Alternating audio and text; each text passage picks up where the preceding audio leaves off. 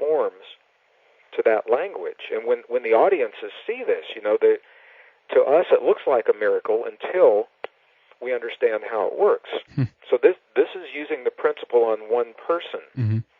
Then we tell about an experiment that was done in the Middle East during the Israeli-Lebanese War in the early 1980s, where people were trained to feel the feeling of peace in their hearts. That it wasn't about the good guy or the bad guy, that the Israelis were right or wrong, or that the Lebanese were right or wrong. They simply felt the feeling of peace.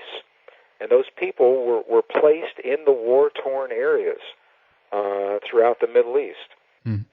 And what happened is during the window of time, the period of time when they felt peace, the terrorist activities all stopped completely, and the crimes against people declined, and emergency hospital room visits declined, traffic accidents declined.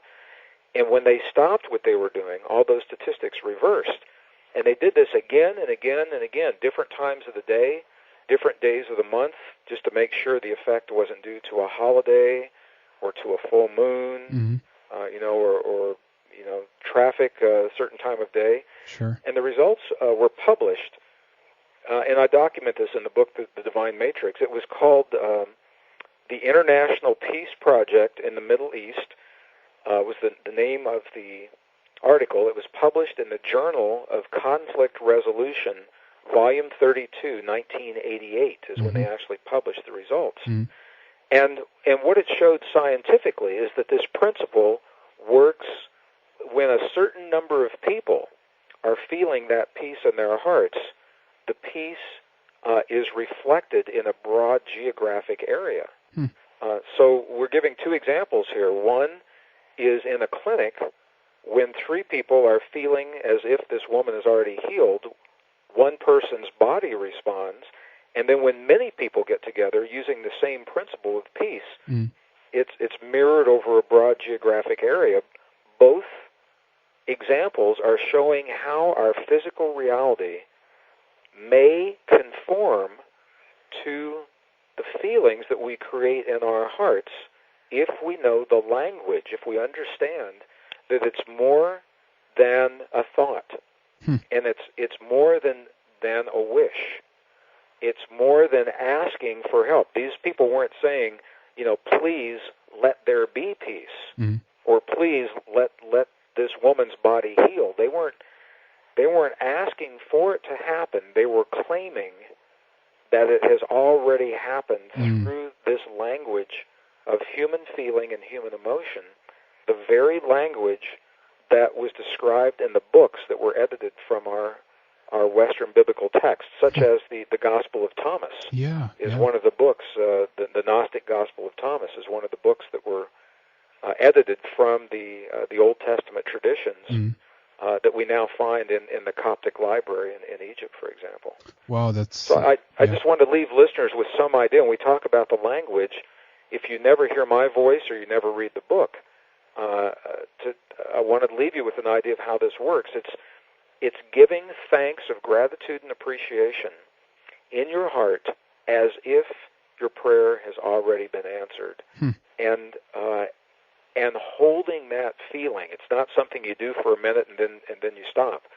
You go about your day to the best of your ability, feeling the gratitude and appreciation for your perfect relationship, or the abundance in your life, or the healing in your loved ones, or the healing in your own body. And in that way, what the experiments show and what the ancient tradition said is that this field, this matrix, mirrors it back to us, and that's the kind of reality that we live in. Wow, that's amazing. And before we round things up here, I just want to ask you, do you think that this revelation, as it were, that you're sharing with us here, is this connected with the shift of the ages, or the end of time, or the end of this age? Well, that could be an entire program unto itself. That's right. And the answer, I believe, is absolutely yes. I think what's happening is that we find ourselves now in this window of time around 2012, not maybe exactly on that date, but we're in that range where we have pushed the technology about as far as we can push it without destroying ourselves through the environment, through war, through the weapons, through the diseases. That's all the result of technology. So we've pushed ourselves and we've pushed technology as far as we can, and now to survive what we've created, we must come full circle and come back to bring in the spiritual principles and the holistic principles that help us to know how to use our technology. Yeah. So the technology isn't good, bad, right, or wrong. It's how we choose to apply it in our lives. And when we lost our spiritual and this isn't about religion. It's about the holistic view that we are part of a living system that extends far beyond the surface of our planet. Yeah. And that the choices we make affect far beyond our immediate lives. That's a holistic view of the universe. Yeah. And when I think what has to happen now is to solve the problems that we've created. We've got to come full circle and come back, weaving in the ancient knowledge of our relationship to the universe with the modern technology that tells us how things work. And I believe it's very much a part of this time in history. So what I think we've done is we've set up the conditions where we must learn these things to survive what we've created.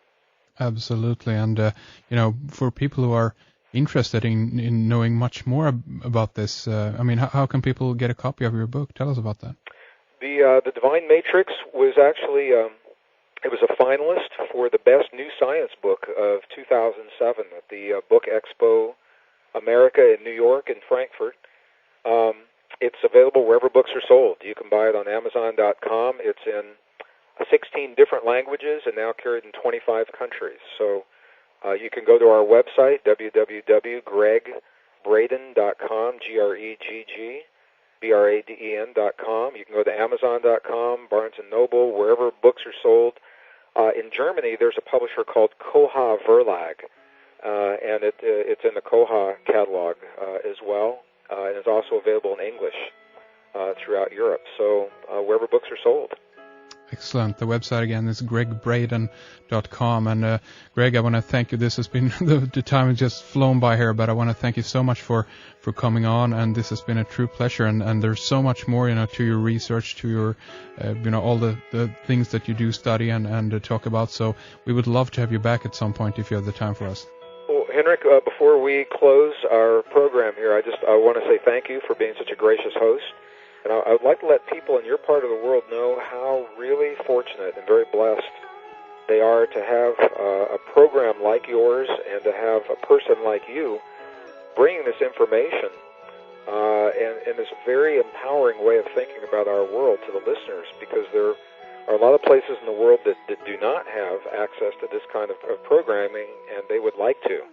So I want to thank you for your work, and I would be absolutely honored to come back on the program, and we'll just pick up where we left off, and we'll do this again. Definitely. Again, thank you so much for mentioning that, Greg, and thank you for coming on. We'll stay in contact, okay? Okay. God bless you. God bless our listeners. Take good care. You too. Thank you. Bye-bye. Bye-bye. Thank you for listening to Red Ice Creations Radio. Do check out our website, redicecreations.com. We will be back on Sunday with Wayne Herschel, a fascinating program that you don't want to miss on Wayne's discoveries about the Forbidden Star Map and the connection to the first-degree Masonic tracing board and our connection to the stars. My thanks to producer Fredrik behind the controls. This is Henrik Palmgren. Until next time, take good care.